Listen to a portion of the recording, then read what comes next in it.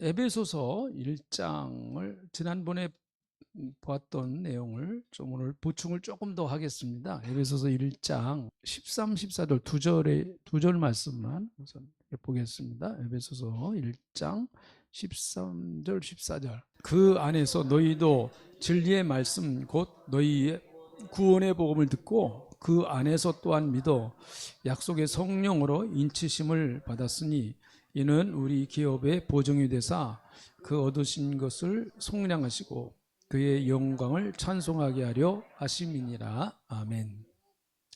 자, 우리 앞에 그 현수막 있는 거 한번 해보시죠. 성령이여 회복하게 하옵소서. 한번 해봅니다. 시작. 성령이여 회복하게 하옵소서. 좀 배에다가 한번 힘을 더 줘서 시작. 성령이여 회복하게 하옵소서. 네, 우리 이제 그 아멘도 소리를 조금 더 올리시고 이제 여기 계신 분들이 전체 이제 예배 시간을 좀 이렇게 분위기를 잘 조성하는 분위기 메이커들이 좀 되셔야 됩니다. 그래서 아멘도 좀 해주시고 그래야 좀 아직 부족한 분들은 옆에서 아멘 하면 자기도 모르게 이제 따라하고 이제 그럽니다. 우리가 코로나 기간 동안에는 좀 뭐 상황이 그랬으니까 좀 움츠리고 그랬었는데 또 이제 마스크도 쓰고 그러니까 소리 내기도 그렇고 찬양하고도 기도도 이제 그렇고 그러다 보니까 전반적으로 그 소리 레벨이 좀 이렇게 낮아졌었어요. 네.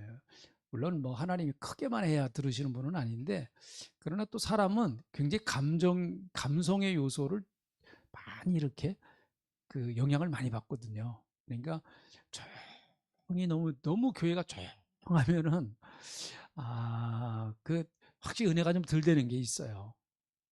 덜 되는 게. 예, 그래서 이제 좀 아멘 하실 때도 여러분들이 좀 크게 해주시면은 좀 다른 분들도 같이 이렇게 묻어서 이제 사실 처음에 뭐 이렇게 아멘 해봐라 이게 굉장히 좀 서툴러요. 사실 처음 교회 나오시고 또 믿음이 없으신 분들은 그런 게 한마디 하는 것도 좀 이렇게 어색하고 좀 그렇습니다. 그래서 먼저 우리가 하신 분들이 좀 이렇게 앞장서서 이렇게 해주시면은 훨씬 더 은혜가 되고 교회 분위기는 우리가 만드는 거예요. 누가 와서 만들어주는 게 아니고 좋은 영적 분위기는 우리 스스로가 만들어야 되겠죠. 성령님이 역사하실 수 있는 그 분위기를 우리가 만들어야 되겠죠. 자, 지난 시간에 우리의 구원은 철저하게 성삼위일체 하나님이 함께 역사하신 그 놀라운 그 역사다라는 것을 좀 이렇게 말씀드렸어요. 성부 하나님은 우리를 창세전부터 예수 믿게끔 이미 계획을 해 놓으셨다. 계획. 그래서 구원의 전체적인 설계자는 누구신가 하면 하나님이시죠. 여러분과 저는 그래서 예수 믿을 수밖에 없는 운명으로 태어났고 또 예수를 믿을 수밖에 없게끔 그렇게 하나님께서 인도해 주셨어요. 여러분 어려움 당한다고 다 예수 믿는 거 아니고요. 또 그 주일학교 때 교회 나왔었다고 해서 다 또 예수 믿는 것도 아니고 그래요. 그러니까 여러분들은 그 하나님의 작정과 섭리 가운데 하나님의 계획 구원의 계획 가운데서 이제 그 구원이 이루어진 것이죠. 그러니까 내가 구원받은 건 하나님의 놀라운 그 계획 가운데 있는 거지. 어쩌다 내가 누구 전도받아서 구원받았다. 그거는 이제 겉으로 나타난 현상인 거예요. 조금 더 들어가 보면은 그렇구나. 하나님이 내 구원을 이렇게 철저하게 준비해 놓으셨구나. 창세전부터 그 에레미야는요. 그 모태로부터 그랬죠. 모태로부터. 근데 바울은 더 나갔어요. 창세로부터. 창세로부터. 그러니까 그만큼 참 바울이 구원의 진리를 더 좀 깊게 보질 않았나 이렇게 생각합니다. 자, 그리고 예수님은 뭘 하셨느냐? 예수님은 하나님이 우리를 구원하실 그 구원의 계획을 실제적으로 성취해 놓으신 분이세요. 그래서 예수님의 피로 7절에 보니까 우리는 그리스도 안에서 그의 은혜의 풍성함을 따라 그의 피로 말미암아 속량 곧 죄 사함을 받았느니라 그렇게 말합니다. 그러니까 우리가 구원받은 것은 내 의로움 때문에 구원받은 게 아니고 예수님의 그 피 흘리심. 그래서 우리 기독교는 피의 종교라고 그러잖아요. 피의 종교. 루터가 말한 것처럼 창세기부터 계시록까지 피가 흐른다. 보혈의 강이 흐른다 그런 말을 했어요. 보혈의 강이 흐른다. 보혈의 강이 쭉 흐릅니다. 서울 한복판에 한강이 흐르는 것처럼 서울 한복판에 한강이 쭉 흐르지 않습니까? 정말 한강은 멋있는 강입니다.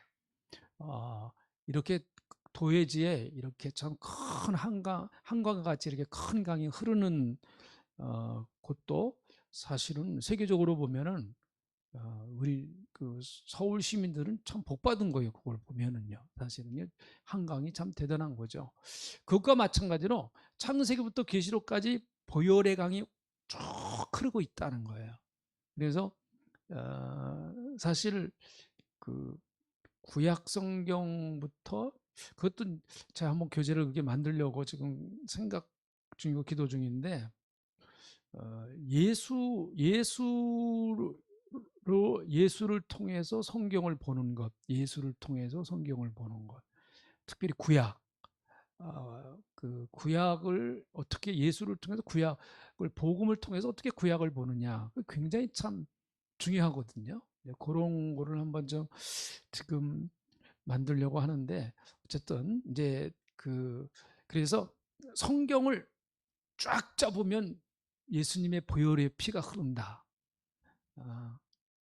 성경을 걸레 짜듯이, 걸레라는 말이 좀 표현이 그러네요. 하여튼 수건 짜듯이 확 짜면은 보혈의 피가 툭툭툭툭 떨어진다. 하여튼 말을 참 멋있게 해요, 사람들이. 야, 이거 참. 이건 제가 한 말이 아니고 저도 이용하는 거예요, 다. 근데 가끔 저도 하는 말이 있습니다. 제 머릿속에서 나온 말들이 가끔 있어요. 근데 참 정말 맞는 얘기죠. 그래서 성경을 그 구속사적으로 볼 줄 알아야 성경을 그때부터 제대로 보는 거예요. 그래야 구약이 제대로 보여요. 구속사로 본다는 얘기는 예수 그리스도를 중심으로 해서 성경을 보는 걸 말합니다. 그러면 성경이 제대로 보여요. 구약의 그 사건이 예수님과 무슨 관계가 있느냐, 그걸 다 연결을 시켜보면 결국은 성경은 예수를 통해서 풀어지는구나 하는 것을 이제 알 수 있겠죠. 그래서 아까 오전에도 말씀드렸습니다만 바울도 하나님의 나라를 증거할 때 하나님의 나라의 핵심은 예수님이라고 그랬잖아요. 하나님의 나라의 주인공은 예수님이신데 바울이 하나님 나라의 주체이신 주인이신 예수님을 증거할 때 모세와 선지자들의 글을 들어서 증거했다. 그렇게 아까 23절에 사도행전 28장 23절에 그렇게 말했습니다. 선지자들과 모세의 글을 통해서, 그러니까 모세와 선지자는 선지자의 글과 모세의 글은 구약을 대표하는 거, 구약을 묶어보면 그거예요. 모세의 글과 선지자의 글이거든요. 구약을 딱 묶어보면. 그러니까 바울이 성경을 제대로 본 거죠. 모세의 글은 십계명이나 또 율법을 말하는 거잖아요. 모세의 글과 선지자들의 그 예언해 놓은 말씀을 자기가 이렇게 보니까 결국은 예수를 증거하는 책이더라. 그 얘기를 한 거예요. 그 얘기를. 그게 결국은 복음이더라. 이제 그렇게 한 거죠. 그러니까 그렇게 볼 때에 성경을 바로 볼 수 있는 거죠. 근데 처음부터는 그게 좀 잘 안 돼요. 이제 훈련을 하고 이제 자꾸 그런 쪽으로 이렇게 성경을 보면 그게 보이기를 시작합니다. 그러면 와, 그렇구나 하면서 구약을 읽으면서도 예수님을 만나고 이제 그렇게 되는 거죠. 자, 어쨌든 예수님은 하나님이 구원의 계획을 세워 놓으신 것을 실제적으로 성취하신 분이세요. 그래서 삼위일체 하나님, 이제 우리가 꼭 그렇게 분별을 한다고 그러면 삼위일체 하나님 중에서 누구를 믿어야 구원받는 거예요? 예수를 믿어야. 근데 그 예수님은 결국은 삼위일체 하나님이시니까 그 예수를 믿는 게 하나님을 믿는 거고 성령님을 믿는 거지만 결국은 꼭 구분을 하면 예수님을 믿어야 되는 거죠. 예수님을 믿어야. 왜 그런가 하면 그분이 구원을 성취해 놓으신 분이기 때문에. 그래서 예수님이 나를 위해서 십자가에서 피 흘리시고 부활하신 것을 나는 믿는다. 그것이 죄사함의 복음이다. 그렇게 이제 바울은 말하고 있습니다. 자, 그런데 성취를 해 놓으셨는데 예수님이 그걸 성취해 놓으셨는데 실제적으로 성취를 해 놓으면 뭐 합니까? 그게 적용이 되어야죠. 아무리 밥상을 그냥 그 맛있게 진수성찬을 다 차려놨어도 내가 먹지 않으면 그림의 떡이죠. 그렇죠. 내가 먹지 않으면 그림의 떡입니다. 아무리 뭐 잘 차려놓으면 뭐예요? 내가 먹지 않으면 그림의 떡이잖아요. 오늘 점심이 맛있으셨나요? 네. 맛 없다 그러면 안 돼요. 시험 들어요. 네. 맛있어요. 네, 맞습니다. 무조건. 네, 아주 무조건 맛있는 거. 교회에서 먹는 거 맛없다 그러면 안 됩니다. 아직 맛있습니다. 네. 그러니까 그걸 아무리 맛있어도 내가 먹어야죠. 그러니까 구원을 실제적으로 우리에게 적용을 시키시는 분은 누구냐? 그분은 성령님이시다라는 얘기죠. 하나님이 계획을 세워놓으시고 예수님이 성취하시고 그것을 실제적으로 우리에게 성취하도록 성취를 시키시는 분은 그것을 적용을 시키셔서 구원을 우리에게 완성을 시켜놓으시는 분은 예수 성령님이시다라는 거예요. 그래서 오늘 이 그 13절에 보면은 약속의 성령으로 인치셨다 그렇게 말. 약속의 성령으로 인을 치셨다 이렇게 말씀하시죠. 인자는 이제 도장 인자예요. 도장 인자. 도장. 요즘은 뭐 도장 쓰는 일이 많지를 않으니까 요즘은 뭐 다 사인을 하고 이제 그럽니다. 뭐 전자 서명도 하고 막 그러니까 옛날처럼 뭐 도장 찍는 일 별로 많지를 이제 않아요. 근데 어쨌든 뭐 도장이나 사인이나 다 같은 의미잖아요. 그러니까 성령님이 예수를 믿는 사람은 구원을 받았다라고 하는 것을 보증하신단 말이에요. 보증. 이게 아주 쉽게 말하면 보증금을 내신 거예요. 성령님이 보증금. 저 집 산다 그러면 보증금 먼저 내잖아요. 보증금. 그러니까 집 안 사면 어떻게 돼요? 그 보증금은요? 말이 좀 격하다. 날라가. 보증금을 낸 건 내가 책임을 진다는, 이 집을 산다고 하는 것에 대한 내 의무고 책임이에요. 책임이죠. 그래서 그 몇 프로 보증금 내는 것도 법적으로 다 돼 있더라고요. 몇 프로 내는 게요. 성령님이 우리가 예수를 믿으면 구원받는다라고 하는, 그러니까 우리가 이 땅에서 이제 예수 믿고 나서 구원받고 신앙생활을 이 땅에서 하지 않습니까? 그러면 솔직히 좀 의심이 들 때가 있어요. 나는 여태까지 한 번도 의심하지 않는다. 그건 참 쉽지 않은 겁니다. 근데 의심이 되죠. 저도 의심을 상당히 했었으니까요. 내가 정말 구원받았나? 이거 정말 저도 고민하고 갈등이 많았었어요. 근데 그냥 우리 보고 무조건 믿어라 그러면은 우리의 의지만 가지고 자꾸 믿으려고 해야 되겠죠. 근데 그거는 반드시 한계가 있어요. 한계가 있습니다. 그런데 어떤 순간, 사람마다 다 시간차가 있습니다. 어떤 순간에 나도 모르게 그냥 내가 믿어졌어요. 어떤 순간에. 그게 어떤 계기가, 아주 계기가 분명한 사람도 있고, 아니면 대부분 보면 제가 볼 때는 이슬비 은혜예요. 이슬의 은혜처럼 찾아옵니다. 이슬. 여러분 이슬을 맞아 보셨나요? 어떤 여인은 이슬만 먹고 산대요.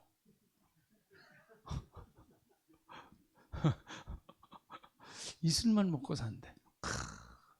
네. 어떻게 그렇게 이쁘게 생겼어요? 나는 이슬만 먹고 살아요. 이거 젊었을 때 하는 거예요. 젊었을 때.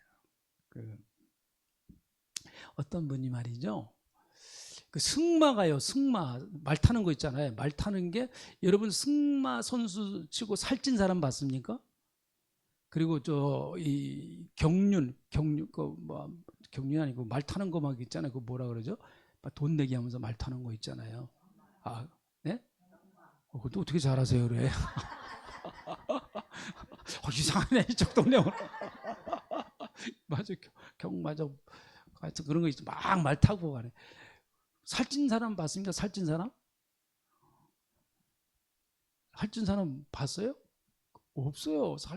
살찌면 큰일 납니다. 그래서 다이어트 하려고 경마를 배우는 사람들이 있답니다. 다이어트 하려고. 다이어트가 많이 된대요. 그래서 요즘은 뭐 그렇게 돈 많이 안 들고도 그 경마를 말 연습을 시켜주는 데가 있답니다. 그리고 말을 이렇게 타고 왔다 갔다 하는 코스가 따로 있대요. 이렇게 좀 서울 외곽지 같은데 좀 그런 게 있다고 그럽니다. 뭐 저도 그 타보신 분한테 얘기를 들어서 알아요. 뭐는 전혀 세상에 그런 것도 있나 그랬는데. 그래서 어떤 여자분이 큰 말 타기는 살 뺄라고. 그래서 살이 많이 빠졌어요. 빠졌어요. 그래서 그래요? 근데 어떻게 빠진 것 같지 않네요. 내가 빠진 게 아니고요. 말이 빠졌어요. 그럼 어떻게 된 겁니까? 그러면 자기가 빠져야지. 말이 빠져버렸어. 말이 살이. 이거 참. 네, 그래서 은혜도 누가 받아야 돼요? 말이 받으면 안 됩니다. 내가 받아야지. 내가 받아야지. 오늘 여러분 받으시길 바랍니다. 내가 받아야 돼요. 그래서 그 성령님이 그것을 어떤 순간에 딱 믿어질 수 있게 역사를 하세요. 그러니까 이게 뚜렷한 사람은 좀 강하게 나타나는 사람이 있고, 근데 10사람이면은요, 그렇게 강하게 나타나는 사람은 제가 볼 때는 한 10% 정도 됩니다. 나머지 90%는요, 이슬의 은혜예요. 이슬의 은혜. 이슬은 오는가 안 오는가 안 오는가 오는가 그럽니다. 근데 이슬은 분명히 내립니다. 우리나라는 이슬이 그렇게 중요한 거로 생각이 안 돼요. 근데 여러분 이스라엘 나라는 건기와 우기가 뚜렷해요. 그러니까 건기 때는 비가 안 와요. 거의 안 옵니다. 그러니까 한 6개월 건기 우기 그럽니다. 우리나라는 뭐 그래도 비가 조금씩은 오잖아요. 근데 이스라엘 나라는 건기 때는 비가 아예 안 옵니다. 전혀 안 와요. 우기 때는 비가 많이 와요. 우기 때는요, 막 장마도 지고 홍수도 나고 그럽니다. 비가 많이 올 때. 그래서 성경에서도 마태복음 7장에 홍수에 대한 비유가 나오잖아요. 두 종류의 집이 있다. 한 집은 반석 위에 지은 집, 한 집은 모래 위에 지은 집. 근데 창수가 나고 비가 난다. 그럴 때가 있습니다. 막 우리나라에 한참 여름에 비 올 때 말이에요. 홍수 날 때처럼 그렇게 비가 올 때가 있어요. 비가 올 때가. 그러면은 뭐 정말 그때만 흐르는 강이 있습니다. 그걸 이제 와디라 그러는데 그때만 흐르는 강이 있어요. 엄청나게 무섭게 흐릅니다. 그때요. 근데 우기가 딱 끝나면은 비가 딱 그치고 물이 바짝 말라버리죠. 근데 그럼 어떻게 살아나느냐 말이에요. 식물이. 그리고 그 양들도 어떻게 삽니까? 초원에서 살아나는 비결은 이슬이에요. 이슬을 먹어요. 양들이 이슬을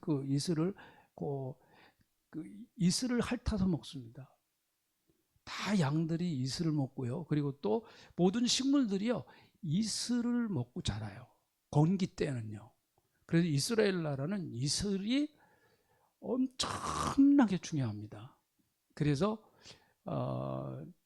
엘리야 시대 하도 이스라엘 백성들이 우상을 섬깁니까? 하나님께서 비를 내리시지 않았잖아요.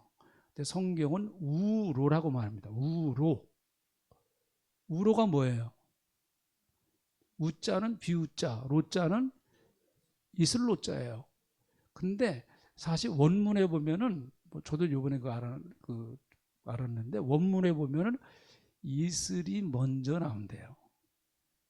그러니까 로우예요. 로우. 원문은 로우. 우리는 그냥 이제 우리 개념으로 그걸 번역을 했으니까 우리를 이해시키려고 번역을 하니까 우로라고 그래. 그래야 우리는 말이 되잖아요. 우로라 그래야 말이 되잖아요. 근데 원문은 이슬이 먼저래요. 그만큼 이스라엘 백성들에게는 이슬이 생명이에요. 생명입니다. 그것과 마찬가지로 이 믿어지는 은혜도 이슬이라고 하는 게 그렇잖아요. 내리는 것 같기도 안 내리는 것 같기도 보이는 것 같기도 안 보이는 것 같기도 하잖아요.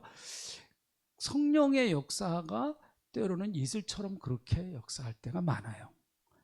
그러니까 은혜를 받은 것 같기도 하고 못 받은 것 같기도 하고 그러면서 작은 잔잔하게 믿어지면서 어떤 순간에 내가 보니까 딱 그게 믿어져요. 믿어진 게 아니라 믿어져 버렸어요. 나도 모르는 사이에 내가 믿어진 상태로 와버렸어요. 신기하죠, 참 그게. 이제 부인을 못해요. 그냥 부인을 못하는 단계로 딱 가버렸어요. 근데 그게 성령의 역사입니다. 성령의 역사예요. 그러니까 신앙을 한 방에 끝내려면 안 돼요. 몇 방이에요? 이분들이 또 말을 굉장히 조심하시네 또. 신앙을 한 방에 끝내려면 안 됩니다.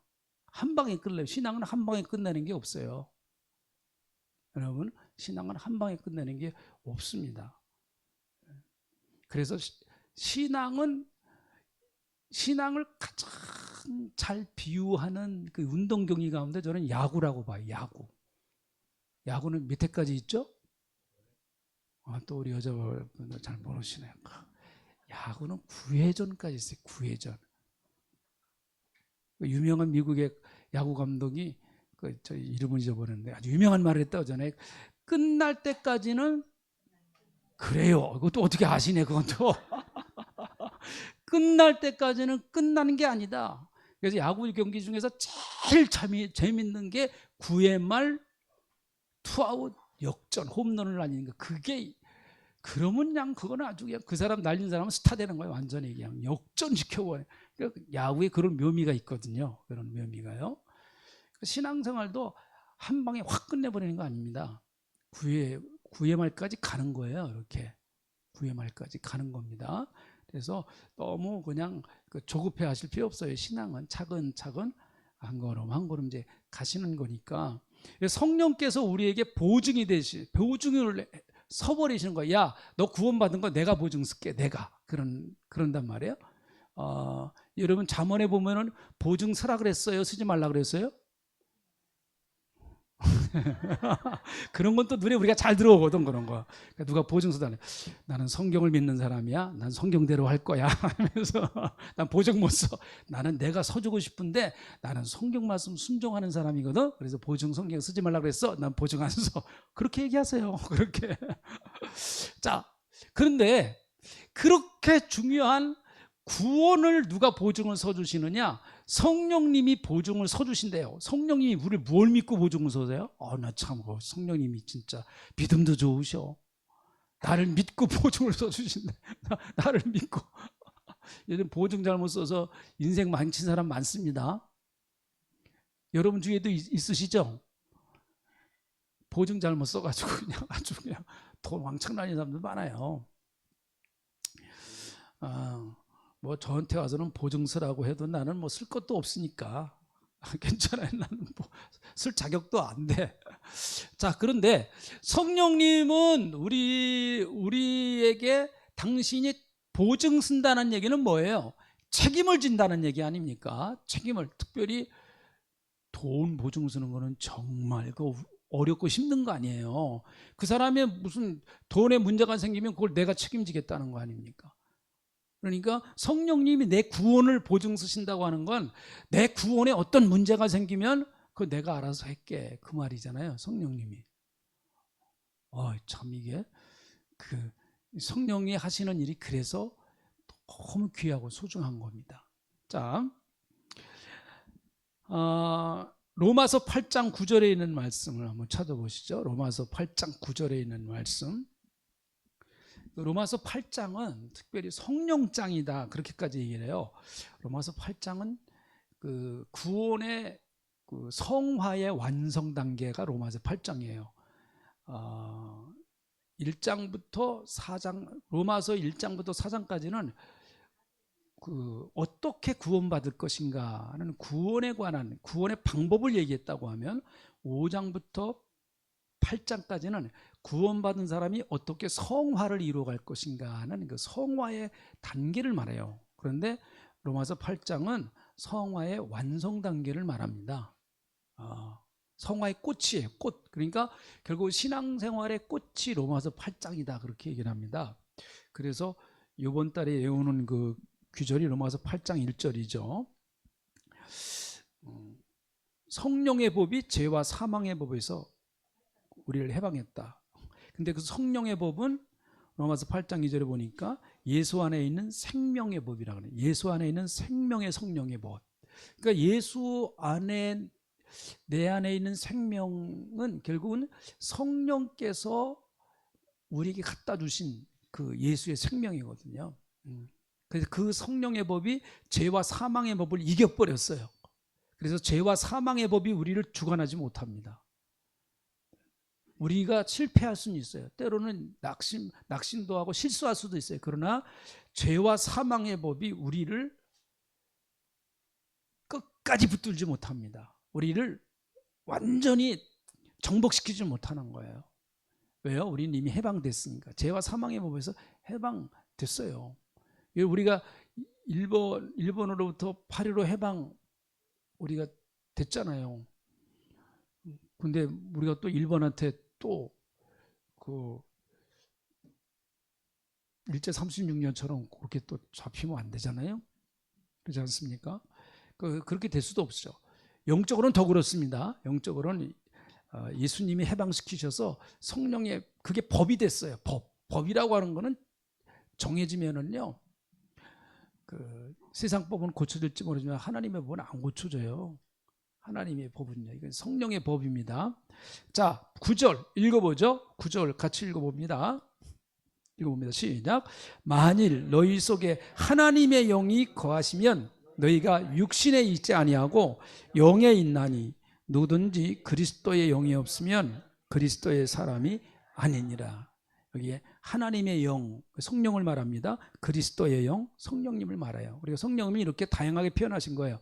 하나님의 영, 그리스도의 영. 그래, 그리스도의 영이 없으면 그리스도의 사람이 아니다라는 거죠. 그러니까 여러분과 제가 그리스도의 사람이고 하나님의 사람인 이유는 성령이 우리 안에 계시기 때문에 그런 거예요. 성령이 우리 안에 계셔서 우리로 그 성령님이 우리를 보증 삼으신 거, 보증해 주신 거. 네가 하나님의 사람이고 예수님의 사람이다라고 하는 걸 보증해 주시는 거예요. 성령님이요. 그러니까 의심이 나다가도 또 믿어져요. 그렇죠? 의심이 나다가도 또 믿어지고, 그렇게 또 의심이 나요. 또 믿어지고. 우리 육신적으로는 의심이 나지만 성령께서 또 믿어지게 하시고 그럽니다. 자, 11절에 있는 말씀을 보세요. 자, 이 11절에 있는 이 말씀이 좀 복잡해요. 한번 자세히 잘 이렇게 중심을 잡고 한번 잘 보세요. 같이 읽어봅니다. 시작. 예수를 죽은 자 가운데서 살리신 이의 영이 너희 안에 거시면 그리스도 예수를 죽은 자 가운데서 살리신 이가 너희 안에 거하시는 그의 영으로 말미암아 너희 죽을 몸도 살리시리라. 네, 좀 복잡하죠? 자, 보세요. 예수를 죽은 자 가운데서 살리시니. 자, 예수를 죽은 자 가운데서 살리신 분이 누구세요? 하나님이시죠. 네, 예수를 죽은 자 가운데서 살리신 분이 하나님이세요. 근데 그 살리신 이의 영, 그분은 누구예요? 성령님이시라 그랬죠. 하나님의 영이신 성령님. 그 성령님이 너희 안에 거하시면 그리스도 예수를 죽은 자 가운데서 살리신 이가, 자, 예수를 죽은 자 가운데서 살리신 분이 누구라 그랬어요? 하나님이시라 그랬죠. 살리신 이가 너희 안에 거하시는 그 영으로 말미암아. 그 말이 좀 복잡해요. 너희 안에 거하시는 그의 영, 그의 영은 누굴 말씀하시는 거예요? 성령님. 하여튼 영자 붙은 무조건 성령님이야. 하여튼 뭐. 성령님으로 말미암아 너희 죽을 몸도 살리리라. 이렇게 말씀하셨어요. 너희 죽을 몸도 살리리라.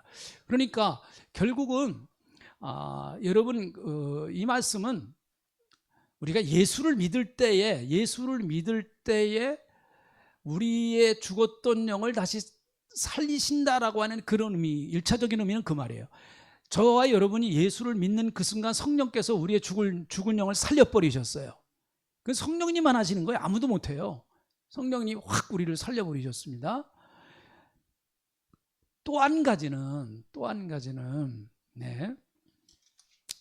예수를 죽은 자 가운데서 살리신 이의 영, 예수를 죽은 자 가운데서 살리신 이의 영이란 말이죠. 그러니까 결국은 예수 그리스도를 누가 살리셨는가 하면은 성령님이 살리셨다, 그 말씀도 되는 거예요. 예수님이 죽은 자 가운데서 성령님이 살리셨다, 그 말씀도 돼요. 그렇게 본다고 하면 예수님이 이 땅에 다시 오실 때 우리를 다시 살려내시잖아요. 그렇죠? 우리를 다시 살려내십니다. 그때 살려내시는 거는 우리를 신령한 몸으로 살려내시죠. 신령한 몸으로요. 그러니까 우리의 구원이라고 하는 것은 영과 육이 같이 나중에 최종적으로 완성되는 구원이에요. 지금 우리의 구원은 영으로 우리가 영이 구원받은 거죠. 예수를 믿고 나서 영이 구원받은 건데, 예수님이 다시 재림하실 때에 무엇가 또 구원받는가 하면 우리의 이 육이 구원받아요. 육이. 지금 우리의 육은 구원이 완성된 육이 아닙니다. 그래서 병도 나고 아프기도 하고 막 그렇잖아요. 이 육신이 여기 육신 안 아프신 분 계십니까? 우리 하은이 엄마가 제일 이제 나이가 어리니까 아파요, 안 아파요? 육신 아픈 데 있어요, 없어요? 대답 잘 못하는 거 보니까 아픈가 봐. 기분 좋다. 저 젊은 애가 아프다 그러니까 우리만 아픈 게 아니네. 그렇죠. 뭐 아프려면 같이 아파야지. 뭐 지가 젊다고 안 아프면 뭐 우리 억울하잖아, 너무 그냥. 근데 나이 먹으려면 한참 가야 되잖아요. 그러니까 아이고, 억울하잖아요. 지금 우리는 억울해 지금. 자, 우리의 육신을 예수님이 재림하실 때 우리 이름을 부르신다고 그랬습니다. 여러분과 저의 이름을 부른다고 그랬습니다. 그러면 어디에 있든지 거기서 다시 부활한다 그랬습니다. 사실 우리의 육이라고 하는 게 뭐 몇천 년 지나면 다 없어지잖아요. 그렇잖아요. 뭐 1000년이 지나고 2000년 지나면 다 없어질 텐데, 1000년 지나 2000년 지나 없어지는데, 그러나 여러분 어쨌든 그건 하나님이 하시는 일. 과학적으로 보면 우리의 이 질량은 없어지지 않습니다. 이 육신의 질량은 없어지잖아요. 질량 보존의 법칙이라는 게 있대요. 그 이상은 나도 잘 몰라요. 하여튼 그것도 아주 질량 보존의 법칙이 있어요. 그거 더 이상 그 과학적인 얘기니까. 하여튼 예수님이 우리의 육신을 살려낸대요. 그래서 그 육신이 새로운 육신, 지금 보이는 육신이 아니고 새로운 육신이래요. 새로운 육신, 신령한 몸. 그래서 그 영과 육이 새로운 몸이 되어서 이제 하나님 나라 가서 하나님과 영원히 사는 거다. 근데 또 어떤 분은 그러면 그 육신은 거기 가서도 먹을 거 있나요? 자꾸 먹는 거에 관심이 많아. 그래서 하나님 나라 가도 먹을 것이, 나는 그 냉면 진짜 좋아하는데 하나님 나라 가도 냉면 먹을 수 있나요? 물어보세요, 여러분이 하나님한테. 하나님 나라 가도 냉면이 있나? 근데 없다고도 말하기가 어려운 게, 성경에 없다고는 얘기 안 했잖아요. 우리 좋은 쪽으로 생각하자. 내가 좋아하는 냉면. 예수님도 부활하신 다음에 제자들하고는 뭘 드셨어요? 예수님도 부활하신 다음에 갈릴리 바다에서 예수님이 친히 그거는 요리를 하셨잖아요. 예. 그렇죠. 거기 뭐 물고기밖에 더 있겠어요. 뭐 예수님 뭐 개를 잡으셨겠어요. 뭐 물고기 잡아가지고 거기서 요리해가지고 제자들하고 예수님이 친히 그 요리를 해서 제자들에게 주셨잖아요. 그러니까 예수님 부활하신 분이십니다. 그리고 예수님도 드셨다고 그래서요. 야, 그런데 좀 우리가 희망을 가질 수 있어요. 이거 보면. 그런데 제가 쌀국수 좋아하는데 하늘나라도 쌀국수 있으면 얼마나 좋아요. 네. 그리고 그 짤기네. 거기 가서 딸기밭이 날까? 그리고 창세기도 보니까 아브라함이 천사를 대접했잖아요. 근데 천사 세 사람이었는데 그 중에 한 분은 하나님이세요. 한 분은 하나님이십니다. 그분도 아브라함이 잘 준비해가지고 준비한 음식을 그분도 드시더라고. 하여튼 그런 거 한번 찾아봅시다. 우리 그런 거. 예수님 하늘나라 가서도 먹을 게 있나? 하여튼 근거를 우리가 막 찾아갖고 가자고요. 예수님, 하나님도 드셨잖아요. 여기 왜 우리 보고 못 먹으라 그래요? 근데 근데 화장실은 안 갈 것 같아요. 화장실은 안 갈 것 같아. 더 물어보시지 마십시오. 저도 잘 모릅니다. 그 이상은 저도 잘 몰라요. 자꾸 저한테 너무 많은 걸 요구하지 마십시오. 자, 근데 어쨌든 그때에 너희 죽을 몸도 살리리라고 그랬으니까 성령께서 같이 예수님과 함께 역사하실 것이다. 네, 역사하실 거다. 뭐 이건 말씀이니까요. 그러니까 성령이 우리의 구원 사역에 있어서 하시는 일이 너무 중요합니다. 예수님의 십자가 사역 못지않게 중요하단 말이죠. 그러므로 자, 우리가 지난번에 봤는데 16절입니다. 16절. 자, 16절.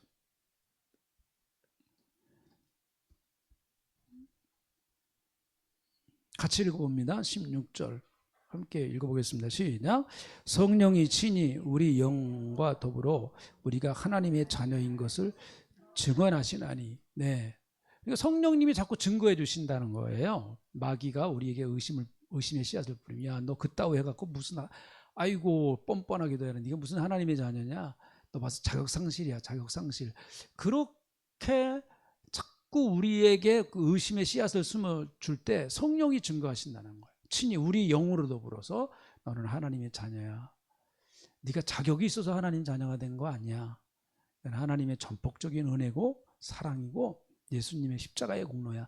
자꾸 그걸 믿게 해주신다라는 얘기죠. 그래서 우리가 사실은 여기까지 믿음을 지킨 거예요. 여기까지요.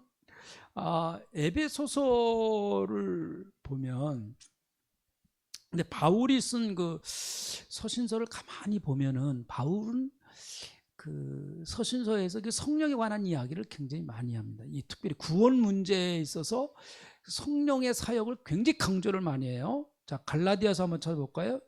갈라디아서 4장 6절. 이거 똑같은 얘기예요. 지금 우리가 읽은 로마서 8장 16절에 있는 얘기와 같은 얘기예요. 너희가 아들임으로 하나님이 그 아들의 영을 우리 마음 가운데 보내사 아빠 아버지라 부르게 하셨느니라. 네, 그러죠? 너무 감사하죠. 그러니까 우리가 하나님을 아버지라고 부를 수 있는 것은 성령님의 역사예요. 정말 진실된 마음으로 하나님을 아버지라고 부를 때 우리 마음에 큰 편안함이 있어요. 그래서 저 같은 경우도 이렇게 기도가 잘 안 되면 그냥 아버지만 불러요. 그냥 뭐 기도가 안 되는 걸 억지로 그냥 만들어 갖고 뭐 하기도 쉽질 않아요. 이러면 기도 안 되는데 억지로 그냥 막 말 만들어서 그렇게 하기가 쉽지 않잖아요. 우리가 해보니까. 그럴 때는 아버지 아시죠? 아버지 아시죠? 아빠 알죠? 이렇게 아빠 내 마음 알잖아요. 아빠 아버지 아시죠? 한번 해보시죠. 시작. 아버지 아시지요? 네, 아버지. 아버지라고 그렇게 고백을 할 때 뭔가 내 마음속에 평안이 있고, 그리고 내 마음속에 뭔가 모르지만은 그 담대함이 와요.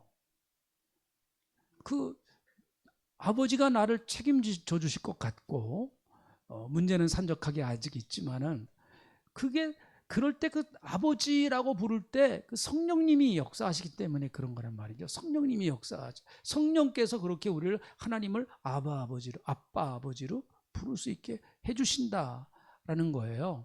그래서 하나님을 아버지라고 부를 수 있는 게, 그 자격으로 보면은 하나님 자녀밖에 없잖아요. 그렇죠? 하나님의 자녀만이 하나님 앞에 아빠 아버지라고 부를 수 있죠. 하나님의 자녀도 아닌데 하나님께 아빠 아버지 그러면 하나님 뭐라고 그러실까요? 야, 호적 정리 잘해라. 어떻게 해요? 호적 관계가 너하고 나하고 그런 관계 아니야. 하나님 그렇게 말씀하실 거야. 너 나 자꾸 곤란하게 하지 마라. 내가 네 아버지 아니야? 옆집에 애가 오늘날 갑자기 와가지고 그냥 저한테 아버지 그러면 이거 곤란해지잖아요. 이거 심각해집니다. 이거. 네? 이거 뒷감당 어떻게 할 거예요, 이거. 네. 유전자 검사 해야지 뭐. 그럼 뭐 방법 없어요. 증명을 확실히 하려면은.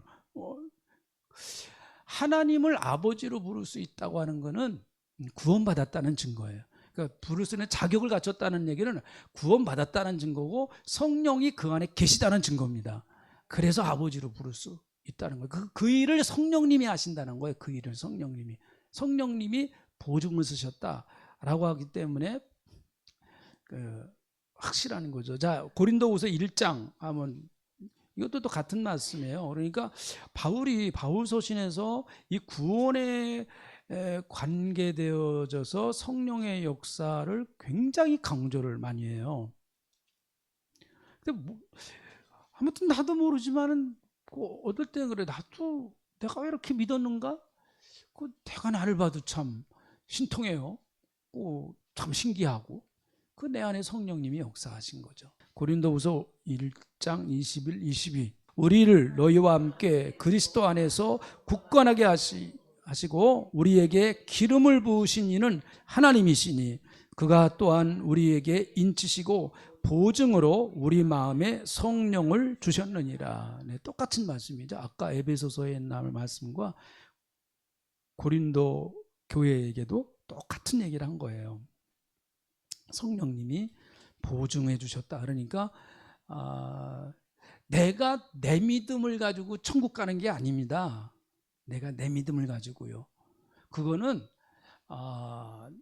나타난 현상이에요. 그거는요. 더 근본적으로 가서 보면은 결국은 성령께서 나를 계속 보증해 주시는 거예요. 성령께서 계속 보증해 주시는 겁니다.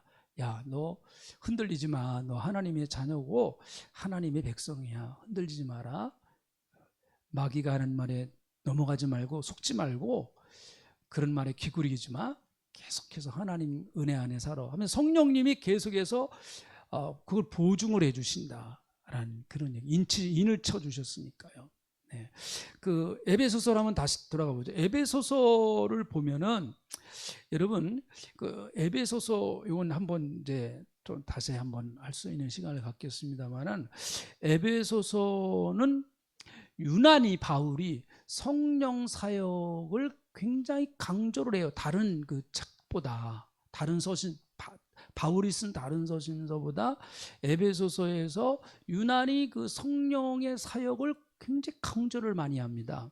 자, 우리가 봤던 것처럼 1장 그 13절에 성령의 인치심을 말하지 않습니까? 성령의 인치심. 자, 4장 30절로 가보면은요, 4장 30절로 가보면은, 이거는 이제 구원받은 이후에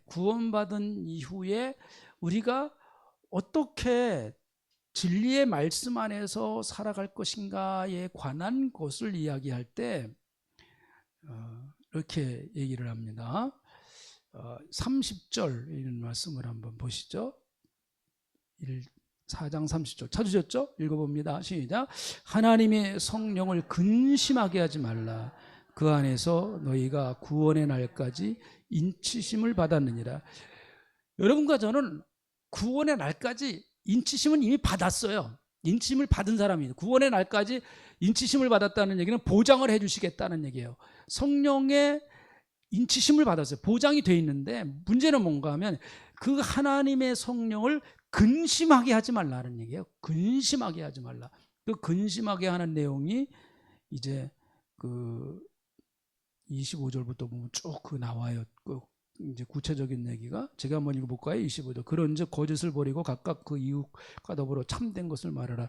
이는 우리가 서로 지체됨이니라. 분을 내어도 죄를 짓지 말며 해가 지도록 분을 품지 말고 마귀에게 틈을 주지 말라. 도둑질하는 자는 다시 도둑질하지 말고 돌이켜 가난한 자에게 구제할 수 있도록 자기 손으로 수고하고 선한 일을 하라. 무릇 더러운 말은 너희 입 밖에도 내지 말고 오직 덕을 세우는데 소용되는 대로 선한 말을 하여 듣는 자들에게 은혜를 끼치게 하라. 이런 것들이 성령을 근심하게 한다라는 얘기예요. 뭐 더러운 말하는 거, 덕을 세우지 못하는 말 하는 거, 이런 것들이 성령을 근심하게 한다라는 얘기입니다. 여러분 그 품격이라고 하는 말 아시죠?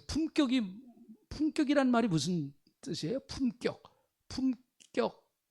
저 사람 참 품위가 있네, 품격이 있네, 그런 말을 하잖아요. 그게 무슨 말이에요? 저 사람 참 사람이 품위가 있어. 그럼 그게 무슨 의미예요? 품위가 있다는 얘기가 무슨 의미입니까? 하여튼 좋은 사람이다, 그런 뜻이죠. 하여튼 너무 어렵게 생각하지 마요. 하여튼 좋은 사람이다. 뭔가 좀 인격적인 사람이다. 저 사람 막대 먹은 사람 아니야, 그런 뜻이죠. 품자를 여러분 아십니까? 품자를 한문으로 아시나요? 품자를 한문으로. 품자는요, 입구자 세 개예요. 입구자 세 개가 품자예요. 품자. 예? 품이 할 때 품자가 입구자 세 개를 붙여놓은 게 품자입니다. 그러니까 사람이 품위가 있으려면은요, 말 잘하라는 거예요. 말. 입구자 세 개를 붙여놨어요. 이 말 문제가 품위를 지키는데 제일 중요하다는 얘기예요. 그 한문은 굉장히 뜻골자입니다. 그러니까 아무리 품위를 지키려고 해도 입만 열면 이상한 얘기하는데 이게 품위가 지켜지겠어요? 지켜질 수가 없죠. 참 그 의미가 있어요. 중국 사람들이 옛날 어른들이 살면서 그 지혜로 만든 글자잖아요. 그게 뜻글자라는 게. 사람이 좀 품위가 있으려면 말을 좀 조심해야 되겠다. 말 하나 갖고 안 돼. 말 입구자 하나 갖고는 안 돼. 강조해야지 2개. 2개 갖고도 힘들어. 3개, 3번은 강조해야지 하면서 입구자 3개 쓴 것 같아요. 네? 이런 것들이 성령을 근심되게 한다. 그러니까 성령을 근심되게 하지 마라. 말 잘못한다고 그래서 무슨 지옥 가는 게 아닌데 성령이 근심하신다. 이런 얘기죠. 자, 5장 18절에 있는 말, 나중에 이거 할 때 한 번 더 자세히 할게요. 5장 18절 우리가 너무 잘 알죠. 네. 17절 8절 같이 읽어봅니다. 시작. 그러므로 어리석은 자가 되지 말고 오직 주의 뜻이 무엇인가 이해하라. 술 취하지 말라. 이는 방탕하는 것이니 오직 성령으로 충만함을 받으라. 이렇게 말합니다. 성령의 충만함을 받으라. 이건 그때 한번 자세히 또 말할게요. 6장을 가보면은요. 자, 6장을 가보면은 우리가 입어야 할 전신갑주를 쭉 얘기를 해요. 우리가 입어야 할 전신갑주를 이게 이야기합니다. 자, 13절을 보면은 13절 한번 보세요. 자, 우리 13절부터 17절까지 한번 읽어봅니다. 13절부터 17절까지 같이 읽어보죠. 시작. 그러므로 하나님의 전신갑주를 취하라. 이는 악한 날에 너희가 능히 대적하고 모든 일을 행한 후에 서기 위함이라. 그런즉 서서 진리로 너희 허리띠를 띠고 의의 호신경을 붙이고 평안의 복음이 준비한 것으로 신을 신고 모든 것 위에 믿음의 방패를 가지고 이로써 능히 악한 자의 모든 불화살을 소멸하고 구원의 투구와 성령의 곧 하나님의 말씀을 가지라. 자, 전신갑주, 마귀와 싸우는 전신갑주를 바울이 이제 이 마지막으로 소개해요. 에베소서에서. 그러니까 신앙생활은 결국은 마지막은 뭐냐? 영적 전투라는 거예요. 마귀와 싸우는 영적 전투다. 그렇게 말하면서 전신갑주를 얘기하는데 쭉 얘기를 하고 마지막으로 우리가 취해야 할 무기가 뭐냐? 17절 구원의 투구와 성령의 검을 가지라는 거예요. 성령의 검. 예수 믿는 사람들이 가져야 할 검이라는 거예요. 성령의 검이라는 거예요. 근데 성령의 검은 뭐예요? 하나님의 말씀이라는 거예요. 하나님의 말씀이다. 그런데 여기서 보면은 나머지는 다 수비형 그 무기예요. 다 구원의 투구, 뭐 의의 흉배, 다 적군의 공격을 방어하는 무기예요. 그런데 적군의 심장을 찌르는 무기가 딱 한 가지예요. 다시 말해 공격형 무기가 한 가지예요. 그게 성령의 검이에요. 딱 한 가지입니다. 하나님 말씀이라는 거죠. 그래서 성령, 하나님의 말씀과 성령의 역사는 항상 같이 가는 거지 따로따로 떨어져서 가면 문제가 생겨요. 반드시 문제가 생깁니다. 이거는요. 그래서 성령의 역사하실 때 그것을 뒷받침해 주는 게 하나님 말씀이에요. 그러니까 한국교회가 한때는 성령의 그 사역이 말씀과는 좀 멀어진 그 성령 사역이 많이 있었어요. 그래서 지성인들이 많이 성령 사역에 대해서 반감을 가졌어요. 뭐 성령 사역한다고 막 이상한 일을 하고 그냥 뭐 또 성령 사역하는 사람들이 좀 비인격적으로 그냥 사람들을 막 대하고 막 이제 그랬거든요. 그래가지고 좀 그래도 뭔가 생각하는 이런 사람들이 성령 사역에 대해서 거부감이 많았습니다. 근데 그거는 잘못된 거죠. 성령의 역사는 철저히 말씀에 근거한 역사예요. 그러니까 제가 여기서 아무리 무슨 신기한 그 역사를 행한다고 해도 그것이 하나님의 말씀과 근거가 없다면은 저는 거짓 선지자죠. 그거는. 여러분들이 만약 제가 그런 거 하면은 쫓아내세요. 목사님 우리 교회에 필요 없습니다. 쫓아내세요. 네? 그래야 그것이 여러분이 살 길입니다. 여러분이 살 길이에요. 그러니까 성령 사역과 말씀은 같이 가는 거지 따로따로. 그래서 저는 이런 것들을 사실은 그 이제 목회하기 전에 많이 봤어요. 성령 사역을 뭐 병도 고치고 귀신도 낫고 뭐 그런 역사가 막 일어나는데 좀 안타까운 거는 근데 왜 은혜스럽지 못할까? 그런 면들이 있더라고요, 보니까. 그래서 하나님의 말씀과 이게 같이 가야만 아름다운 조화를 이제 이루는데 어느 한쪽에 또 어떤 사람들은 성령 사역을 배제하고 그저 하나님 말씀. 그러니까 성도들은 귀는 커졌어요. 요즘 성도들 귀가 다 당나귀입니다. 무슨 귀요? 이거 뭐 얼마나 큰지 몰라. 목사가 설교하기 힘들어요. 이게요. 왜 수준이 하도 높아가지고요. 근데 경건의 모양은 있는데 경건의 능력은 없어요. 왜? 성령의 역사가 없으니까. 성령의 역사가 없으니까 알긴 하는데 여러분 몰라서 죄를 짓는 건 아닙니다. 알아도 죄를 져요. 나쁜 걸 이게 나쁘다고 하는 걸 몰라서 죄 짓는 거 아닙니다. 알아도 죄를 져요. 왜요? 죄를 이길 수 있는 능력이 없기 때문에 그래요. 죄를 이길 수 있는 능력이 없기 때문에 그래요. 그러니까 우리가 뭘 해야 된다고 하는 거 왜 몰라요? 근데 잘 이게 안 되지 않습니까? 그걸 행할 수 있는 능력이 부족해요. 근데 그 능력은 머리로부터 오는 게 아니고 성령의 기름 부으심으로부터 오는 거거든요. 그러니까 이게 같이 가야 돼요. 같이. 그래서 저는 그 목회 초창기부터 이렇게 이 두 가지를 잘 조화를 이루려고 후더니 애를 많이 썼어요. 그래서 뭐 우리 교회는 은사 때문에 문제가 생긴 것도 없고 크게, 그리고 또 뭐 말씀 사역에 이런 것 때문에 문제가 생긴 것, 저는 요걸 두 가지를 조화시키려고 부단히 애를 많이 썼습니다. 어느 한쪽에 제가 치우치지 않으려고요. 어떤 분들은 좀 그런 것이 답답해 보였을 수도 있어요. 우리 목사님은 화끈한 거 없나? 그래서 저는 화끈한 거 없어요. 앞으로도 그럴 겁니다. 앞으로도 뭐 이렇게 한 방에 끝내고 뭐 그런 건 난 없어요. 그런 거는. 그렇지만 저는 말씀에 충실할 겁니다. 그리고 성령의 역사를 끊임없이 사모할 거예요. 이 두 가지를 잘 조화를 이루어야 된다. 그러니까 성령의 검이 말씀이에요. 이걸요. 성령, 여러분들이 이걸 두 가지를 잘 조화시켜서 균형 있는 신앙생활을 해야 됩니다. 균형 있는 신앙생활을. 요즘 뭐 그 네필리신가에서 뭐 나는 신이다 뭐 이상한 거 한다고 이렇게 저도 이렇게 봤는데 그 정명석에 대해서 그 다큐멘터리로 하는 거 한번 여러분 그 나중에 한번 보세요. 이거 어떻게 사람이 말이죠. 그 대학생들이 막 넘어갔습니다. 대학생들이 70 넘은 그 할아버지한테 넘어가요. 자기 몸 다 뺏기고 그 얼굴도요. 야, 무슨 탤런트처럼 이뻐요. 영화배우처럼 이뻐요. 젊은 애가요. 근데 아니 70대 할아버지가 뭐가 좋다고 그냥 거기 가서 몸을 바쳐요? 무서운 겁니다. 이게 진리가 왜곡되면 그 왜곡되는 순간에는요 아무것도 안 보여요. 누구 소리도 안 들리고요. 그거 참 무섭습니다. 그래서 우리가 그 하나님의 말씀을 잘 분별하고 그 말씀 안에서 말씀과 성령의 역사는 같이 갑니다. 말씀과 성령의 역사는 인간의 상식 이상이지 인간의 상식 이하는 절대 아닙니다. 절대 아니에요. 하나님의 역사는 인간 상식 이상을 뛰어넘는 거지. 아니 어떻게 성령의 역사가 인간 상식 이하로 그렇게 역사하겠어요? 그게 됩니까?